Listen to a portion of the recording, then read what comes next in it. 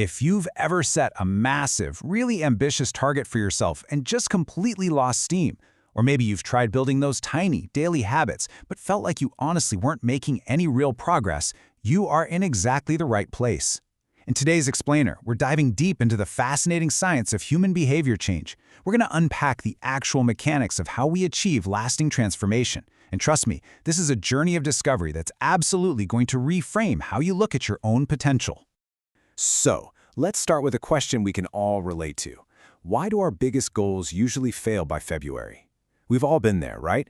January 1st hits, our motivation is sky high and we're ready to completely overhaul our lives. But by mid-February, the enthusiasm is completely gone and that gym membership is basically just collecting dust. Well, the science actually shows us that we've been looking at the problem totally backwards. It's not a failure of willpower. It's actually a failure of architectural design.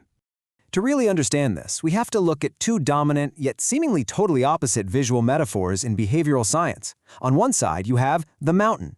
These are your massive, highly ambitious goals that demand intense focus, high energy, and serious engagement from your prefrontal cortex. Then, on the other side, we have the on-ramp. This is the world of microhabits, actions so ridiculously small and low friction that they basically bypass your brain's natural resistance to change. For years, experts have been arguing over which approach is actually better. But to find the truth, we need to dig into how both of them work. Okay, let's dive into the mountain approach first. This is anchored in goal-setting theory, introduced by Edwin Locke way back in 1968 and later expanded with Gary Latham. Now, this is arguably the most heavily replicated motivation framework in all of behavioral science. We are talking about over 400 empirical studies backing this up. That is hard data. And their core proposition is powerful but super simple. Specific, difficult goals produce significantly higher performance than vague goals, easy goals, or just telling someone to, do your best. The mechanics behind this mountain approach are incredibly precise. When you set a specific, difficult target, your prefrontal cortex kicks right into gear. It directs your attention toward what actually matters and seriously energizes your effort. But here's the catch. Locke and Latham found that this only works if you have deep goal commitment. You actually have to care about the outcome. Plus, constant feedback is the absolute force multiplier here. If you can't see the gap between where you are and where you need to be, all that massive effort just falls apart. But then we have the exact antithesis, the on-ramp approach. Enter B.J. Fogg and the Fogg behavior model. Fogg argues something that's honestly a bit controversial. Motivation is incredibly unreliable. You simply can't depend on it to still be there in February. His equation, B equals MAP, shows that behavior only happens when motivation, ability, and a prompt all converge at the exact same moment. So, since you can't really control motivation, you have to maximize your ability. You make the behavior so incredibly easy that you literally don't even need motivation to get it done. The neurological magic of this on-ramp works exactly like this quote states. When an action is engineered to be extremely small, the behavioral threshold is lowered so that even during severe motivation deficits, the cue triggers execution. Basically, by making an action tiny, like doing literally one single push-up after your morning coffee, you shift the cognitive load away from your deliberative prefrontal cortex and hand it straight over to your basal ganglia. The execution becomes totally automatic. It ensures you keep the habit alive even on days when you are just completely exhausted. So we clearly have a collision of theories here, right? Do we climb the massive, exhausting mountain of goal-setting theory, or do we just take the small, frictionless on-ramp of micro-habits? Popular culture loves to tell us that tiny habits are the flawless, ultimate solution. But to find out what actually drives long-term, real-world transformation, we have to look past the self-help books and test these conflicting philosophies against some rigorous, clinical evidence. And the major turning point in this debate really comes from the SNAP trial. This was a multi-site, randomized clinical trial tracking nearly 600 young adults over 3 whole years for weight management. Participants were split up. One group did small changes, tiny daily adjustments like cutting just 100 calories. The other group did large changes, aiming for an ambitious initial drop of 5 to 10 pounds. Look at these results. The large changes group vastly outperformed the small changes group, losing 2.37 kilograms over the long haul compared to basically half a kilo for the microhabit group. Which brings us to a really hard, undeniable truth. For years, we've been told that tiny, incremental habits are the holy grail of behavior change. But the data shows us that when it comes to significant transformations like losing a clinically meaningful amount of weight, microactions alone simply aren't enough to trigger major metabolic or physiological shifts. If you want a massive result, cutting 100 calories a day just won't outsmart your body's metabolic adaptation. To really move the needle, you absolutely need the mountain. But hold on, because taking on the massive mountain all at once is still incredibly risky.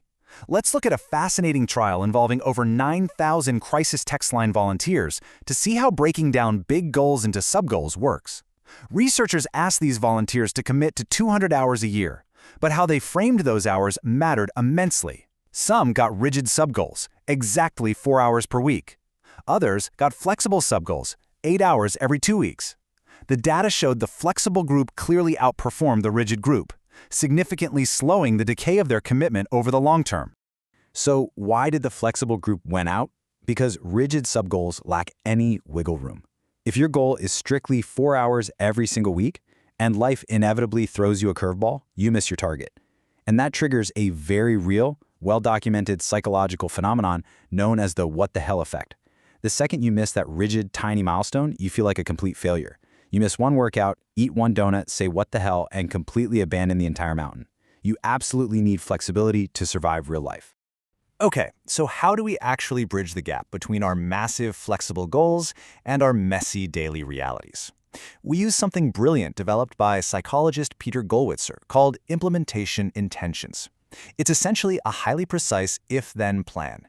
If situation X occurs, then I will initiate behavior Y.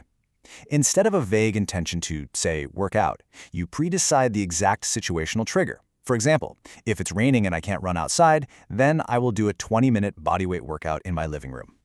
And the results of using this if-then bridge are just absolutely staggering.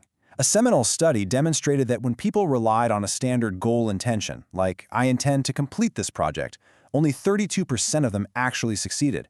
But when they created a precise if-then implementation intention, task completion skyrocketed to 71%. By pre-deciding your actions like this, you completely bypass the need for conscious deliberation when obstacles inevitably pop up. All right, so bringing all of this together, we arrive at the synthesis, the hierarchical self-regulation model. The big takeaway here is that big goals and tiny habits aren't enemies at all. They actually belong together in this three-part unified architectural system. To successfully manage our behavior over the long haul, we need three distinct layers. First, a ceiling to aim for. Second, a bridge to cross the inevitable obstacles. And finally, a floor to safely catch us when everything else falls apart. Let's look at exactly how to construct this. Step 1 is the ceiling. This is our mountain, drawing straight from Locke and Latham's research. This is your superordinate big goal. It has to be ambitious, it has to be challenging, and highly specific. Why? Because this is what gives your journey profound meaning and direction. It mobilizes that deep intrinsic motivation and forces a long-term shift in your actual identity. This isn't just a daily checklist. This is the overarching trajectory of the person you are becoming. Step 2 is the bridge. This is how we translate all that massive ambition into daily resilience. The bridge is made up of Gollwitzer's if-then implementation intentions, combined with those flexible subgoals we saw in the crisis text line study. This layer acts as your pre-programmed response to life's chaos. It shields your main goal from unexpected disruptions because you already have a flexible, pre-decided plan for when your schedule goes completely off the rails. And finally, step 3 is the floor. This is our on-ramp, channeling the absolute best parts of the tiny habit philosophy. This is the deconstructed, low-friction, minimum viable effort of your goal. Now, you don't live on the floor every day, but on your absolute worst days, when severe stress, illness, or cognitive fatigue hit hard, you default to the floor. You do the one push-up. You read the one page. This preserves that automatic pathway in your basal ganglia, keeping the habit chain alive without demanding exhausted prefrontal energy. So, I want to leave you with a provocative question to truly consider. Are your ambitious goals built with a flexible floor to survive the days when your motivation inevitably disappears? Remember, setting a massive goal is essential for real transformation, but without that if-then bridge and a tiny habit floor to catch you, that goal is incredibly fragile. By seamlessly integrating the mountain and the on-ramp, you construct a system that is practically unbreakable.